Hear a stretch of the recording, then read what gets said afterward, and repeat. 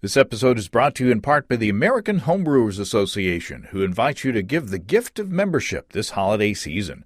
Purchase a membership gift card with promo code GIFTIPA, that's GIFTIPA, and receive a free copy of Dick Cantwell's book, Brewing Eclectic IPA, Pushing the Boundaries of India Pale Ale. Visit homebrewersassociation.org today for details. That's homebrewersassociation.org.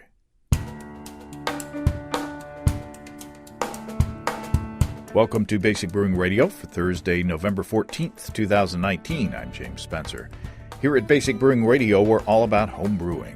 This week, Basic Brewing alumnus Mark Smith returns to talk about his new brewery in Rogers, Arkansas, Natural State Beer Company. Mark and I sit down with Head Brewer Will Sonneman to talk about their plans to bring lager-focused beers to Northwest Arkansas. If you go to basicbrewing.com, you can find archives of our audio and video shows, and if you go to basicbrewingshop.com, you can find our DVDs, our brewer's logbooks, and other Basic Brewing gear. You can follow me on Instagram and Twitter at Basic Brewing and find our show page on Facebook as well. We have a cool Basic Brewing app on iTunes and Amazon.com, and we're found all over the place where fine podcasts are served up. And if you want to support us financially, check out patreon.com/basicbrewing, and thanks to everybody who's helping out in that way. If you go to patreon.com/basicbrewing, you can see a long list of stuff that you can access if you sign up as a supporter. This Friday, financial supporters will get an early release of the next Basic Brewing video episode featuring my big and tasty Belgian dark strong ale. And I cook up a surprise for Steve Wilkes, food-related, in preparation for Thanksgiving. I'm getting submissions for our annual Brewing Disaster Show. Steve and I will probably get together in early December to read those stories for the show, so get your stories of brewing gone wrong in while you're thinking about it. I had sort of a disaster this week that's not beer-related, but it is fermentation-related. You may remember I posted a pic on Instagram and talked about it here when I started fermenting peppers for hot sauce on Halloween. I put habaneros, atomic starfish, ghost peppers, and Carolina Reapers into a brine with carrots, onion, and garlic, and I did that on Halloween. And those ingredients were based on a cooked hot sauce recipe that I've made many times and love from our friend Ed Nicholson. Well, the fermentation seemed to go really well. There was activity within a few days, lots of bubbles coming up through the peppers. And after about 12 days, it stopped. So I blended the vegetables up, added some lime juice and a little bit of the brine, and what I came up with was something with a ton of heat that tasted a lot like raw onion and garlic. So it was not what I was expecting. Not by my best effort by far. So I'm planning to try to salvage the sauce by simmering it to get that raw character tamed a bit. And I know I'll be killing off the probiotics from the fermentation, but, you know, the probiotics aren't getting into me with the stuff tasting the way it does. So, you know, I'll have more details of the disaster part in our annual disaster show, because there was some other stuff going along at the same time. But I just wanted to let you know that the fermented hot sauce is still a work in progress. I just wanted to bring you up to speed. Let's hear a word from our friends and sponsors at Tavour. Tavour is a way to select delicious craft beers that you may not be able to find in your area and have them delivered to you. It's not a Beer of the Month club, which I've done in the past, where someone chooses beer for you. You only pay for the beer that you choose over the course of the month. Signing up for Tavour is free. Just create an account at Tavour.com. That's T-A-V as in Victor, O-U-R.com. And download their iPhone or Android app, and you'll receive notifications for 2 new beers each day that are available for purchase with in-depth tasting notes from Philip at Tavour. This month, look for selections from Little Beast, True Respite, Mumford, Mars, Imagination, Two Toms, and Indeed. If you're not interested in the beers you see, no worries, just skip the ones you don't want. However, when you do see something that you do want, and you will, don't wait, just click on it and add it to your crate. Your beer arrives fresh every few weeks, allowing you time to fill a box and pay the least shipping.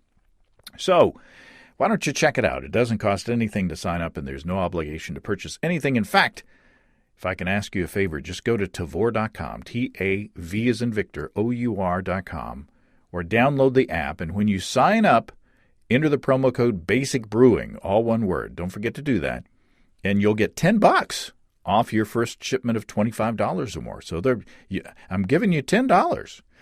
Again, it's free to sign up, and there is no obligation to purchase. Sign up at Tavour.com or with the Tavour app and enter Basic Brewing as the promo code. And many thanks to the folks at Tavour for being recurring sponsors to the show.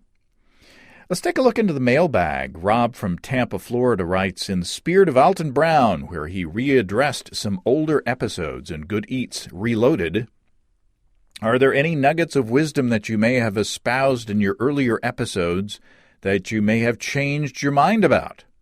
Are there any episodes that I might be better off skipping entirely? For example, there was an episode about brewing software, and as I heard you mention Palm OS and BlackBerry, it was a stark reminder that these episodes were recorded over a decade ago, and likely the information might not be all that helpful. Well, thanks, Rob. To be honest, there's a ton of stuff since July of 2005 that we've talked about on this show that, we don't follow now. And not lots of new stuff that's come up since then, like no chill beers, no boil beers, electric brewing, brew in a bag, wort souring, post-boil hopping. All these things would have just blown our minds to us in the beginning. And I'm sure all along the timeline, we've told listeners to do this and not to do that when the advice is based on techniques that were, obsolete and or unnecessary, it turns out. But, however, having said all that, if you're going to go through the archives, there's one thing that you're getting that's hard to quantify, and that's context. We've talked about a lot of things over the years. We've tasted a lot of things over the years. We've talked to people over the years. Some of them, unfortunately, are no longer with us. And as they say, it's hard to know how far you've come unless you know where you've been. Listening to all of our archives, goof-ups included, bad advice included over the years, and good advice, and successes. It can give you some good perspective on how quickly the hobby and brewing in general has progressed. And things that we take for granted nowadays, were once upon a time novel and groundbreaking. So there's one piece of advice, though, when you're listening to the archives. Stay current with the most recent episodes, too. While you're delving into the past, be sure to listen to the new stuff. This, by my calculations, is episode 674. And if you just start at the beginning and listen all the way through, it's going to take you a long time to time travel up to current days. So if you're listening to the archives, I'm flattered that you care enough to do so. I hope you're enjoying all the awesome conversations with all the talented people that we've had the pleasure of meeting over the past 15 years. So be sure to keep up with us old guys in the future as well. Speaking of the future of homebrewing is going electric. And our friends and sponsors, Desiree and Dave from High Gravity in Tulsa, have been making electric brewing systems for more than a decade. And we're finally catching up. And when brewing systems are powered with a banana peel and a Mr. Fusion, I'm sure they'll be the first adopters. In the meantime, Warthog systems and controllers from HighGravityBrew.com are game changers over propane. Or propane, as we say. I've had a Warthog brew in a bag system for years, and I love it. I'll never go back, especially in cold weather where I can hold rock-steady mash rest temps, do step mashes, precisely control the vigor of my boil, all while never worrying about the propane tank going empty or the wind blowing out my flame, which both of those have happened when I was using propane. I've also used my Warthog system as a sous vide to do high-temperature fermentations and wort souring. Whether you're looking for single, 2, or 3 vessel systems from 5 gallons to 2 barrels, HighGravityBrew.com is the place for you. And they're good folks, too. They also carry electric gear from other manufacturers. It's a brewing season now. It's a brewing season. The holidays are coming up, and it's time to take the pain out of propane with an electric setup from HighGravityBrew.com. And if you use the promo code EBC75BB, you can save $75 off your high-gravity electric gear purchase. That's at family-owned and operated HighGravityBrew.com. Okay, if you're a fan of the archives, you'll recognize Mark Smith. He's been on the audio side and the video side. He's an award-winning home brewer, and he's now stepping into the professional world with his Natural State Beer Company. The official opening is Saturday, November 23rd, but I drove up to Rogers, Arkansas a few days back to get a sneak peek. Well, Mark Smith, welcome back to Basic Brewing Radio. Hey, great to be back. It's been a while. I'm trying to remember how many years. It's maybe 10? Has it? What? No. Yeah, maybe 10. Maybe 8 years, yeah. Wow. Yeah. Well, Mark has been on the show several times, and we've had a video podcast at your house with your home brewery at that time, and we went to Kansas City together with the Flops group and toured Boulevard Brewing Company, and we talked to you hooked us up with Matt from Firestone Walker, because does your brother still work for Firestone Walker? He recently left after being there for almost 12 years, I think it was. He decided he wanted to try something a little different, so he moved on. But he's I missed that contact, and he's been really instrumental in helping us set up the brewery in terms of marketing and social media. Well, before we get ahead of ourselves, where are we and who are we sitting with here? Oh, okay. Yeah, well, you're at Natural State Beer Company in Rogers, Arkansas. We're in the Village on the Creeks in Rogers, if you're familiar with that area, right along the Razorback Greenway here, so the bike riders can see us. And we're sitting here with William Sonneman. He's our head brewer. And, we're just hanging out here, enjoying the view, watching people go by on the bike path. So, Twilight Beer. Well, welcome. Do you go by Will? Just Will, yep. All right. Well, I've got a son named Will as well, so it should be easy for me to remember at this age. Good. So he's got a son named Will as well, and he likes to call me William. And okay. It's it's not working out. he thinks he's in trouble is the problem when I call him William. So what are the roles here, Mark? You are the owner and founder. What's going on here? Well, that's I guess I'm the president right now and one of the owners. William's the head brewer. We've got a taproom manager, Dara Martin, who's on staff with us too, and then we've got a few other servers that we've just brought on staff. We're getting close to our grand opening here and some soft openings, so we're needing to get those folks on staff and all trained up. But I've got a partner, Dan Klaus, who is a home brewer as well, and a co-founder.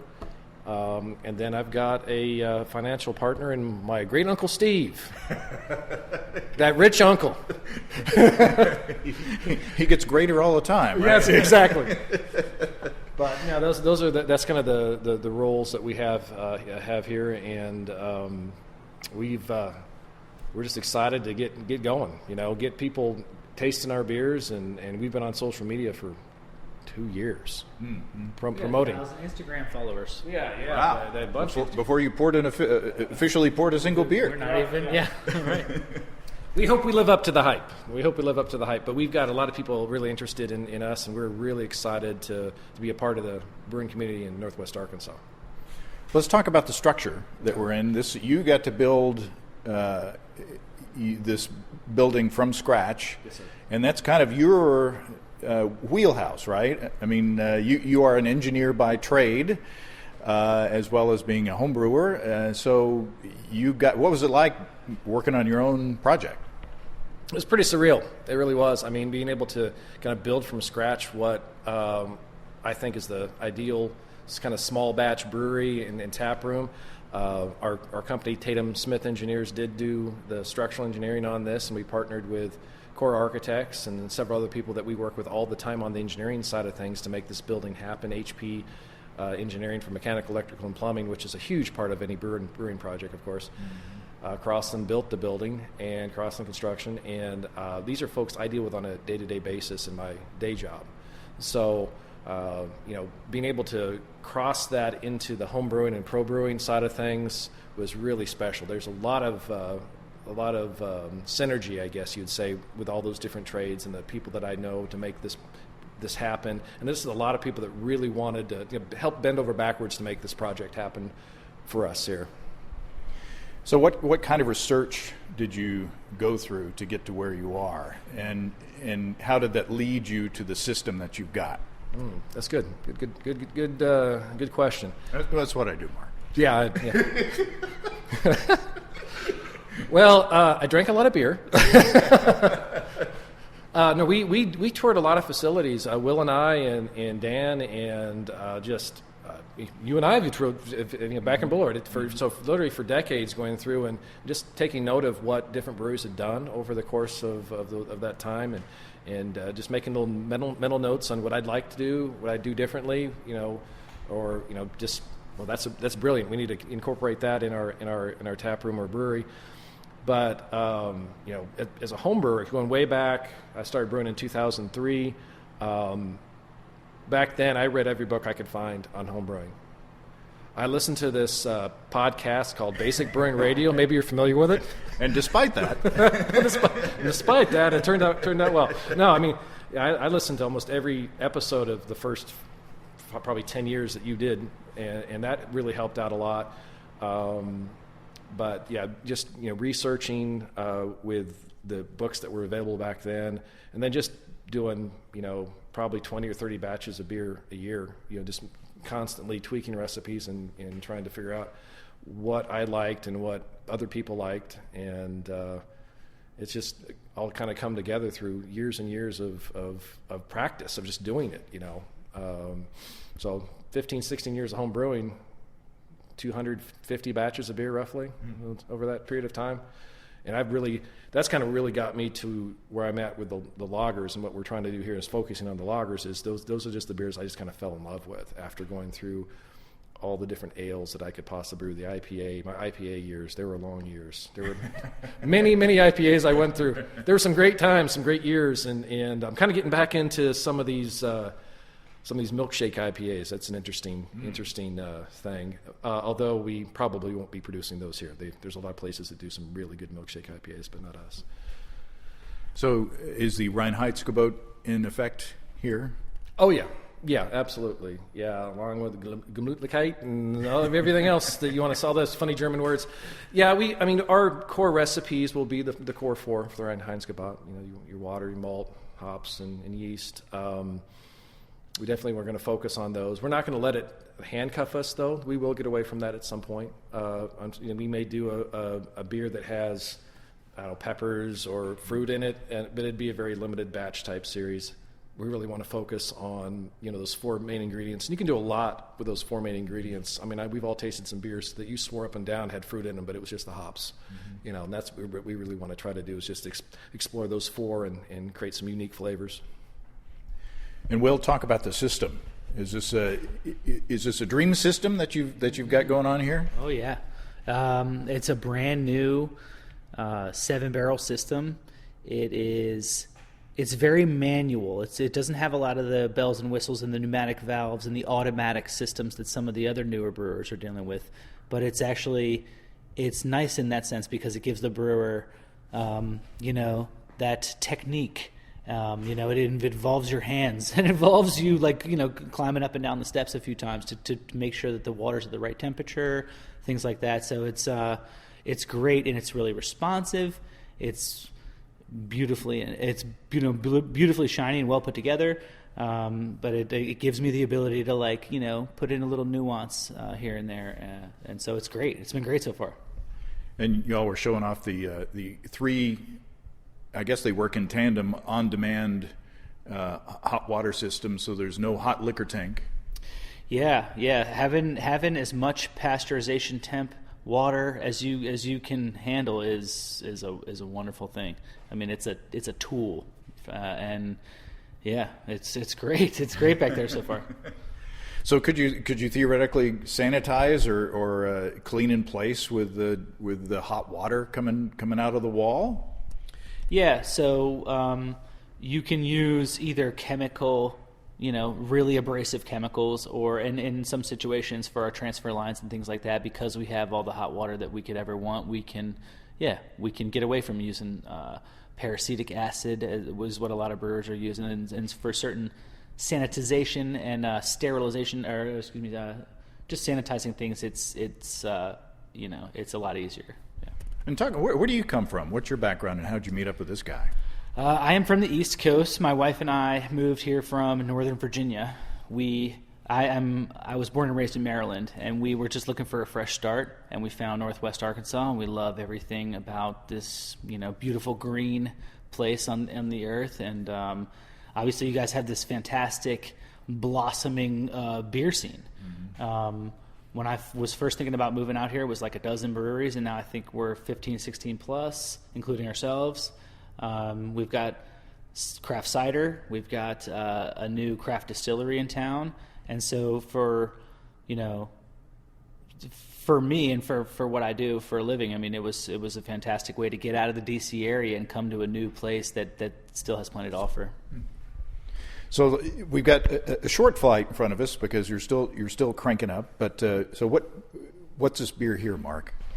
That is our darker offering, the Schwartz beer. Restrained roastiness, clean finishing, dry lager, and this is our very first beer we did on this batch, on this system, very first guile, and it has turned out really, really well. We've been very pleased with it. I mean, we were afraid that the first couple batches we may just have to dump because it's just not good enough. Because the last thing we want to do is put a beer in front of people that isn't our best offering. We don't. We want a reputation to precede us, and make sure that we don't serve stuff that's not fit for human consumption, so to speak. So, yeah. So that's the first one. This is Schwartz beer. The second beer that we have is Helles, and it is we've thinned it out a little bit in terms of alcohol and calories. We're trying to do a little bit lighter offering. Like I said, we're right on the bike path here, and there's a lot of people that are really interested and concerned about fitness and well-being. So we've got this Helles that we've developed that's 99 calories, and it's, like I said, it's our lightest offering in terms of alcohol. It comes in about 3.3%, and we're trying to develop a beer that's lighter, but it's not thin, and that's a little bit of a trick. I mean, there's still some flavor there, and it's you take it for what it is. It's not you're not going to come in that and say this is the best IPA I've ever had, but it is definitely a beer that is very very crushable, very lawnmower beerish, as somebody might say, and that's what we were shooting for. Yeah. Well, it's delicious. It's nice, and both beers are super clean.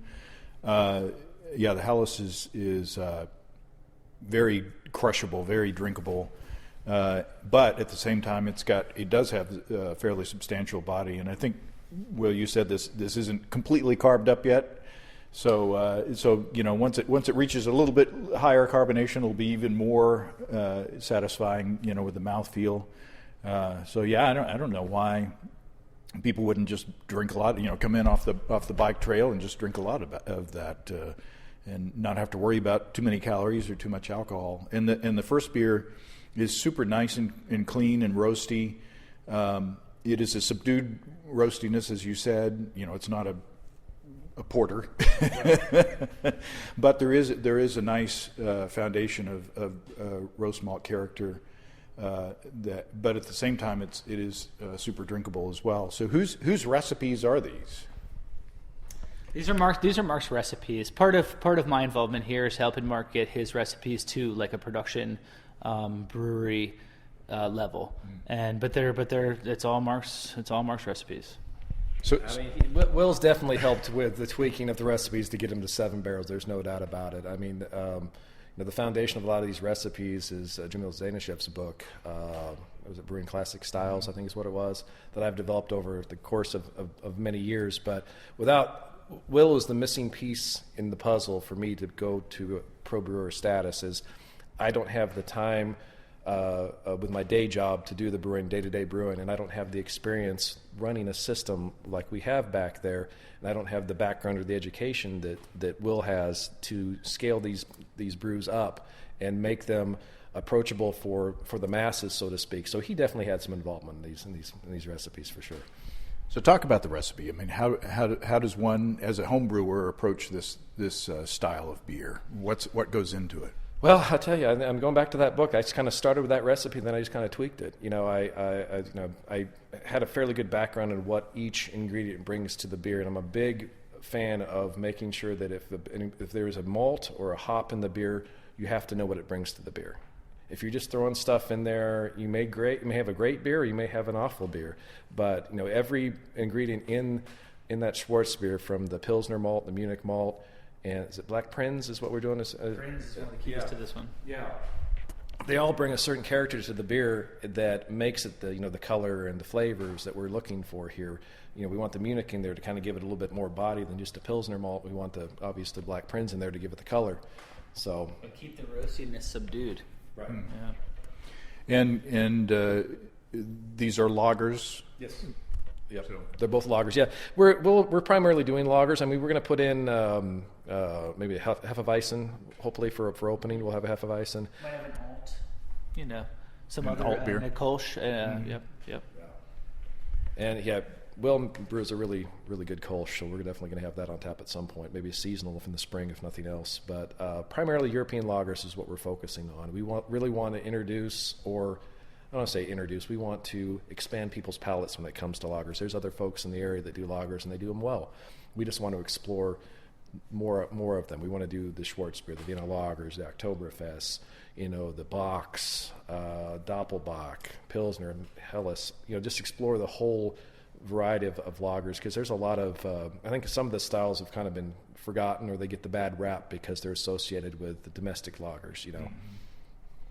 Yeah, for sure. And there is kind of a, or at least if you look at my Twitter feed occasionally, there is kind of an IPA backlash happening in some areas. Some people are kind of getting tired of IPAs, and you are seeing more Pilsners, and more lagers coming around that are craft Pilsners and craft lagers.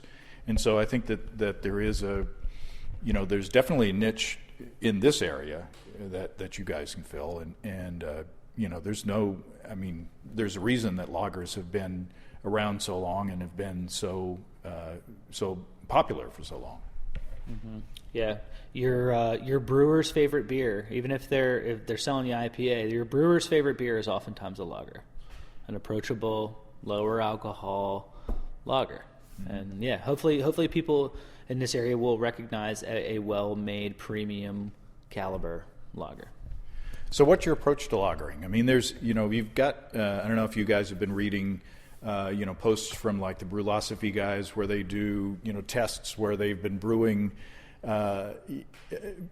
lager styles at ale temperatures and doing triangle tests, and people can't tell the difference and all that. And I've been a part of that. I've done some of those tastings.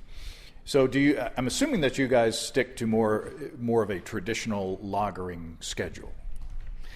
We've been going back and forth about this a little bit. These lagers that you're tasting right now, and because also too we're trying to get open, these are a little bit younger, but we'll take more of a traditional approach. We'll give it more tank time. We'll give it plenty of lagering time. So we'll do the diacetyl rest, and there's guys that are out there now that are really pushing those timetables. And it kind of depends on who you ask. If you ask 2 brewers, you get 5 answers, kind of thing. But yeah, we're going to do a more traditional approach. Ours will be dozens of weeks. You know what I mean? It's not just going to be just a couple of weeks, and that's really where you find like some differences in my opinion, in some of the good lagers versus the really good lagers, and that's a big difference. Yeah, I mean, as good as the Schwartz beer is now, it's only going to be better 4 weeks from now or 8 weeks from now if we have any left in 8 weeks. Yeah. Is that a challenge since you are a small small batch brewery, and your production scheduling has got to be a little tricky. Absolutely, and that's why we're kind of in negotiations to try to find some more tank space, because the longer we can lay these down, the better they'll be.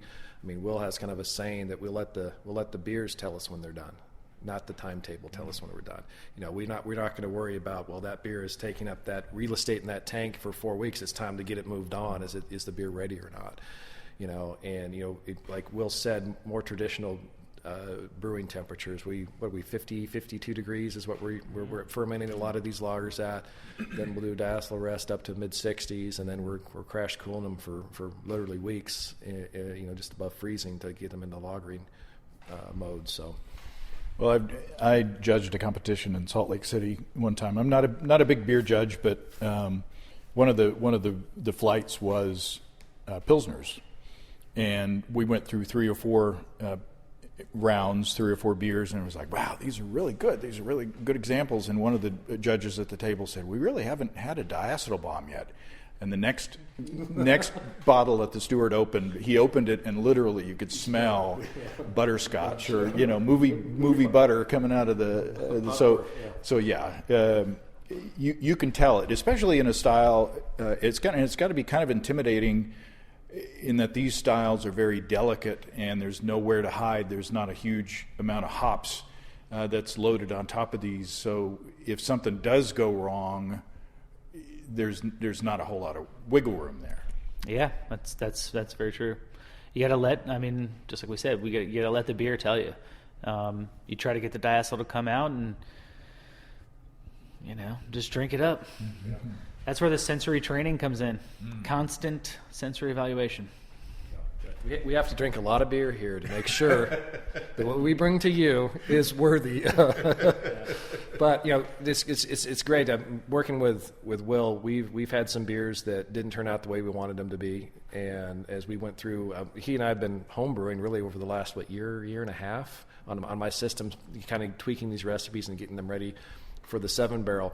There's a few that we had there was one that had it was a diacetyl bomb. It really was, and we talked about it, and we warmed it up. We warmed it up, didn't we? And we went back to the books. We tried to learn our lesson, and yeah. But there's a few tricks that he's taught me that you can help, one, test for diacetyl, and then 2, to get rid of diacetyl if you do have a keg that has diacetyl in it.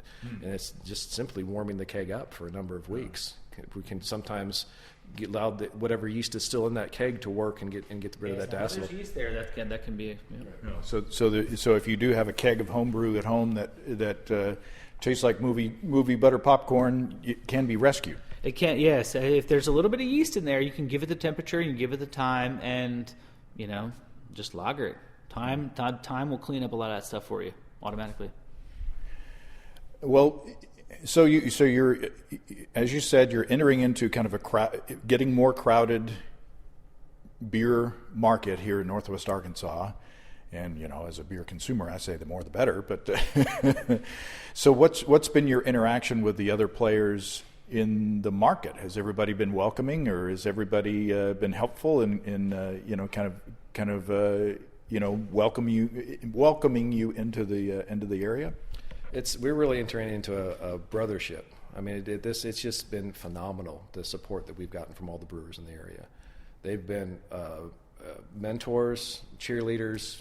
They've just been fantastic. We've toured a lot of the breweries in the state, and all of them have been open arms welcoming us and opening their back door and showing us whatever we want to see. Any questions we had to ask, they were answering them, and it was just fantastic. I don't think we've run into anybody in all the breweries that we've toured that were just jerks or not wanting to share their recipes. I think it's a very unique industry, whereas I don't think many people really view us, or we view them as competition. We view them as more of a brotherhood, and it's been fantastic. It's a very unique thing for any industry for that to happen, and we're just super excited to be a part of it and add to it is what we're hoping to do.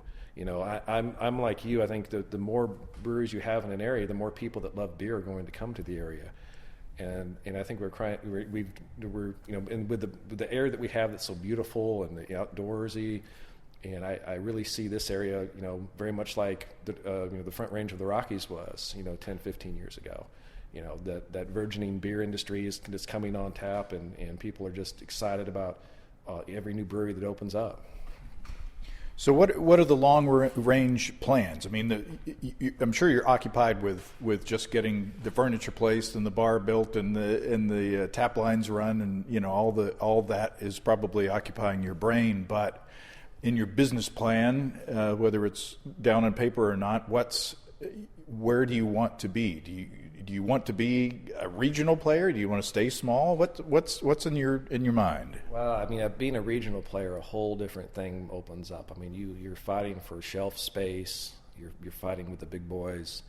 I don't know that I have a whole lot of interest in really becoming a regional brewer. I mean, much like we're going to let the beer dictate whether it's done or not, I think we'll let the consumer dictate whether we need to get larger or not. This is all I've ever wanted to do, is open up a brewery, have a tap room, have people come in. The nice thing about our space here is we can control the experience, which isn't a selfish thing. This is letting people know this is how the beer is supposed to be consumed in the environment that it's supposed to be consumed in. And we can control all the aspects of that to make it the best drinking experience that we think we can make it. Whereas if they're pulling something off a shelf maybe a 6-pack of cans that's been sitting warm for 6 months, that's not going to be the best representative of our beer. So I don't know, maybe a second location just to get people in Fayetteville a little closer. I don't know. I mean, I know we've talked about so many things. Dan and I have, but being a regional brewer that's a major investment in money. I mean, you're talking $1 million canning lines. You're talking a larger system. And it's a very competitive market, and it's a market that is probably going to be shrinking here shortly. So, well, Prairie Grove needs a brewery, so come on out. Now, and you're not going to have food here, I'm assuming. We'll have food trucks. We have a dedicated spot out there for a food truck. Big Sexy is going to be out there for who knows how long. Dara's been negotiating that, and I think they're going to be out there for at least through the spring. Komodo, which is a Asian fusion restaurant, is going to have a menu here that's going to be abbreviated, and they'll deliver if you call. So we're not going to prepare meals here, but there is food available to eat in the tap room. And you're not in a location where you're out in the middle of an industrial park somewhere on the edge of town. You are in a position where people can walk to restaurants and vice versa from here. Yeah, and that's one of the things that I noticed more than anything in all my tours of breweries and dragging my kids and my wife and everybody else out to these places. It's always seemed like it was in an industrial part of town, and the tap room was just kind of an afterthought. It's like, oh yeah, we need to have some place so people can sample our beers. Not all of them, but a lot of them. That's kind of some seemed to what it was. It was kind of seemed to me that that's the way it was. So we wanted to have a more tap room focused building so we could really showcase what we're doing in the back of the house. And you're right here on this beautiful little pond. Is it too big to be a pond? Is it a lake or is it a pond? I think they call it a giant pond. Yeah, it's a pond, and we're right on the Razorback Greenway here. So you got it's a great place to people watch. It's a great place to stop if you're on your bike. In fact, we had last week we were putting these patio posts in for our beer garden to enclose it, and a couple showed up, and they were disappointed to find out that we weren't open yet. Thanks, Google. We need to fix that. But they're like, this was going to be our destination. I'm like, keep it your destination. It will be open in a month. Wow. Coupons. No, those are probably illegal. Yeah. Well, this has been fun. I'm looking forward to coming up. And when is the official grand opening? When are you officially going to be opening the doors? November 23rd. That's the Saturday before Thanksgiving, 11 a.m. We're going to be open every morning at 11 a.m. every day of the week, and then we'll be closing depending on the day, 9, 10 o'clock. Friday and Saturday we'll stay open until about 10, and Monday, Tuesday, Wednesday, Thursday we probably closing at 9. But we're going to team up with Big Sexy on the weekends, especially as it warms up in the spring. Maybe do some maybe open up a little earlier to do things like a brunch, something like that. Maybe some beer mimosas. I don't know. That doesn't fall into the Rhein-Heinz kebab. I was going to say, I was going to bust you for that. Yeah, don't tell anybody. Don't. Yeah, we're going to try to do some fun stuff too. I mean, we've got some things in the works that hopefully some events that'll be fun, and teaming up with some local nonprofits too to get some support there. We really want to be a steward of the community, be good for everybody here. I'm not doing this to make a ton of money. I'm just doing this to keep the doors open, keep people happy, and because it's fun. Beer is fun. If you're not doing beer fun, you're doing it wrong. The world's most elaborate beer or man cave down here in the exactly. Yeah, exactly. Any last words, Will? Thank you. It's been an honor. Good ones. Well, Mark, it's good to talk to you again, and we will be back. Oh, that's just great. I appreciate it, and thank you for stopping by. As always, it's been a pleasure. Well, thanks again to Mark and Will. Once again, the official opening day is the Saturday before Thanksgiving, November 23rd. Looking forward to tasting what Mark and Will brew up at Natural State Beer Company. If you have brewing questions, hey, don't forget your disaster show stories. And if you have brewing questions, show suggestions, or just want to say howdy, write to James at basicbrewing.com, or just fill out the contact form on basicbrewing.com, and please don't forget to tell us where you're from.